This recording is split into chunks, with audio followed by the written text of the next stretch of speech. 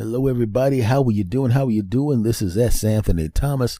This is the S. Anthony Says podcast, also known as S. Anthony Says, episode number 489. Folks, I'm going to call this one, You Can't Fix Everything.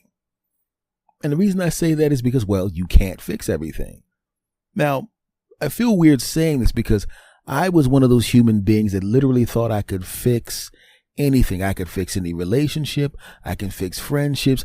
I really thought I could fix everything. And I had a 90% success rate when it came to those things. Now, when I say fix it, even if the relationship ends, if it's amicable, I think of that as a success because maybe that's someone you shouldn't have been with, or maybe the relationship ran its course, but you don't have the incredible negativity and hatred towards each other because who the heck wants to have that crap?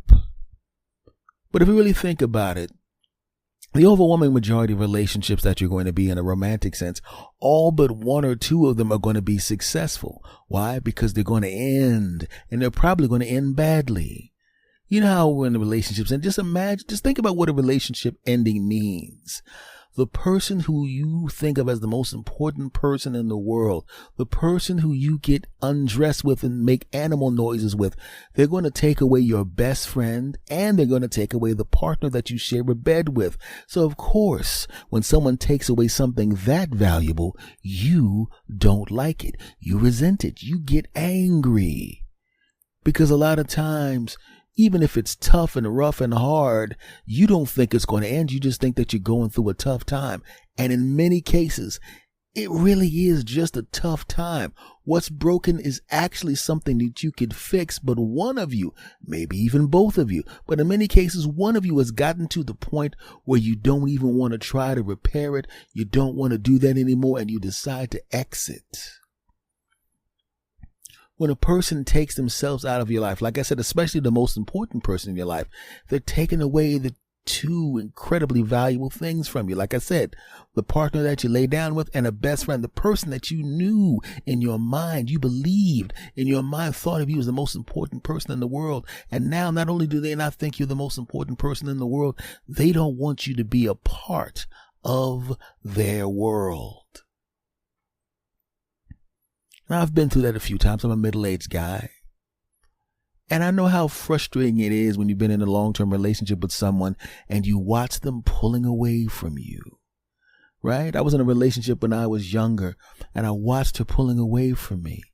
And it was kind of painful. And I'm thinking we're just having a rough patch. Maybe she's having a hard time at work. Maybe there's some family stuff she's having that I don't know about. And I thought I could fix it. And the nicer I was to her, the more I reached out to her, the more I did things to try to make her feel better, the angrier she got at me and the more mean she was to me. Now, the younger version of myself couldn't understand why. What would make a person be mean to someone and angry at someone who's being nice to them? When I realized a little bit later on, as I got older and wiser, I realized, well, quite frankly, if people see you being nice and being extra good, quite frankly, they can't take it and blame everything on you. Because when they say, I want to break up with him because, and then they go, why would you want to break up with him? He did this, this, this, and this. Now there's almost like their selling of you as a nice person sounds like and feels like an attack to them. They don't have an easy out. And all of a sudden, every conversation with their friends is nothing but a commercial for how good you are in their minds. And now she's even angrier. Ooh, she's mad. I've been there before. I know what it's like to show up at somebody's house, or show up at our house, and I think I'm doing something nice. We're having a dinner, and we're having a great time, and you kind of have little flashbacks of what the relationship used to be like. But then the reality starts to creep back in, and the truth of her not wanting to be with you anymore or contemplating dumping you starts to ease back in, and all of a sudden the smile that you fell in love with and all of the stuff that you do naked that you fell in love with, all of a sudden she's distant again. And then all of a sudden you don't start, your phone calls aren't returned as quickly, right? And when you go over to the house, all of a sudden she starts taking phone calls in the other room. She never took phone calls in the other room before, right? In fact, there were times you were like, could you please take that phone call in another room? But now all of a sudden she's taking phone calls in the other room and turning up the radio. There's no reason to do that. You didn't have any secrets. Or did you? I remember being at a party at my girlfriend at the time's house near the very, very end of the relationship, right?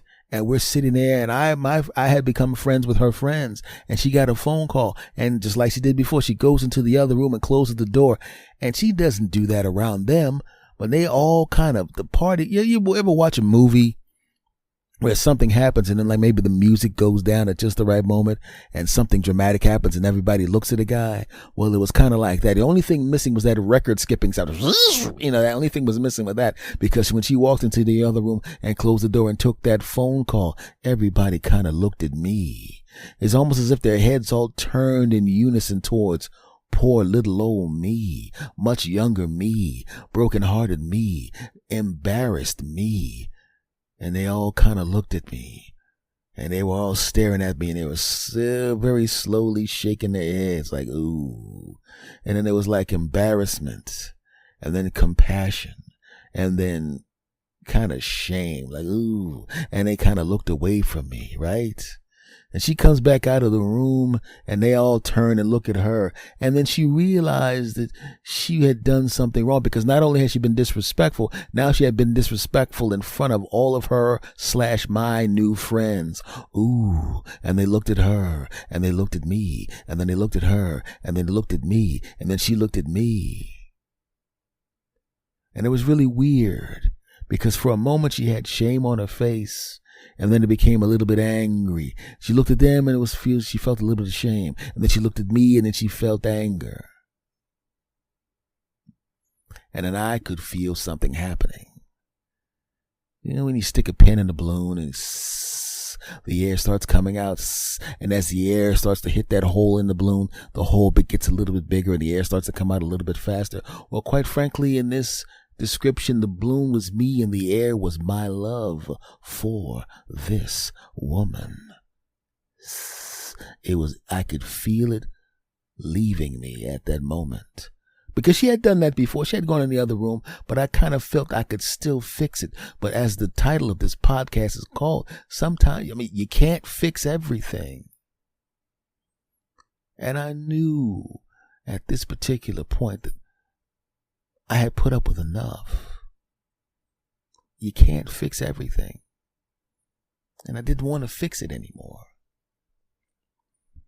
Once again, like I said, I had a habit of being able to fix things. I would fix things with my friends all the time, and my group of friends, even my close friends, obviously, but also my extended friends. And I've talked about this before, but obviously I have a new audience now, so I'm going to rehash this a little bit.